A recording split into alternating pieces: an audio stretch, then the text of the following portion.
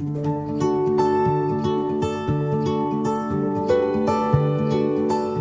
hello again. We've come now to the final episode on our sermon series on the book of Ruth, and this actually will indeed be the final 1225 live episode for now. In yesterday's sermon, which was the final sermon on our study of the book of Ruth, we touched on the fact that Ruth chapter 1 and Ruth chapter 4 sort of mirror one another in various ways, and that is a purposeful structural thing that the writer of Ruth has created, put together. Today, all I want to do is further sort of expand a little bit on that idea of the mirroring that happens within the book of Ruth. So the basic idea is that Ruth chapter 1 mirrors Ruth chapter 4 in certain respects, and Ruth chapter 2 mirrors Ruth chapter 3 in certain respects as well. So here's a little bit on what that looks like. In Ruth chapter 1, right near the beginning, verses 2 through 4 of Ruth 1, we have an abundance of names that are given to us. While over in Ruth chapter 4, as the book closes, the last 5 verses give us another abundance of names. In fact, more names than we had in that section of Ruth chapter 1.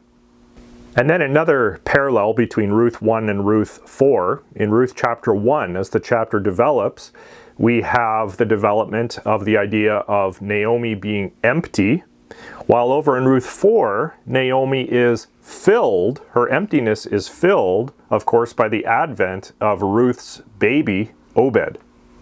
In Ruth chapter 1, we have a crossroads sort of moment, a moment of decision, as Orpah, there on the road, decides that she will return to Moab as Naomi and Ruth travel forward. Well, in Ruth chapter 4, we also have a crossroads, a moment of decision, when Mr. So-and-so decides that he will not redeem Naomi and Ruth with her.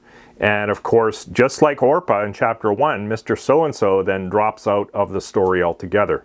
So that's just a little bit about the mirroring between Ruth chapter 1 and Ruth chapter 4. Again, the same thing happens between Ruth chapter 2 and Ruth chapter 3. So in Ruth chapter 2, verses 2 and 3, Ruth explains to Naomi what she is going to do, going in and into the field to glean, and Naomi says, "Go."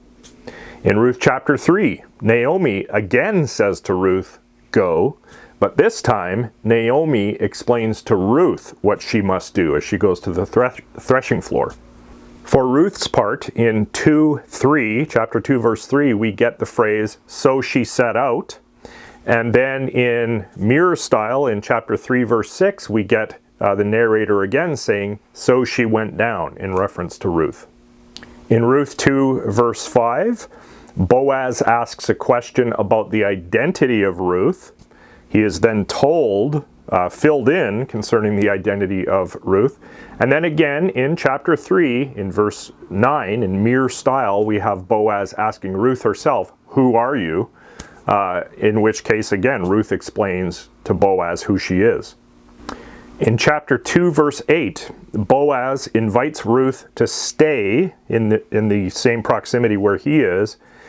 He also invokes Yahweh's name in Ruth's ears, and he gives Ruth food.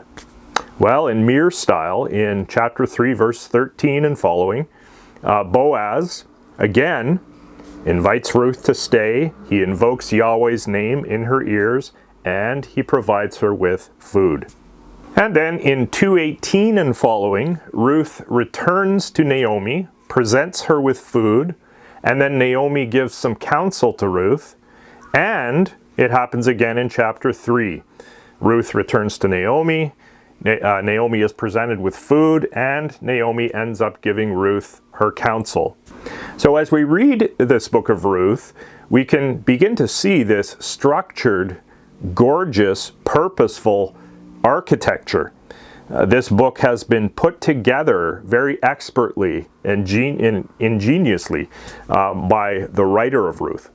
We get the distinct impression that the Hebrew authors were masters in their craft, and looking at the broader picture, as we know about the divine authorship of the book of Ruth, we can see all of this really as being God's craftsmanship. And with that, we're going to leave it there.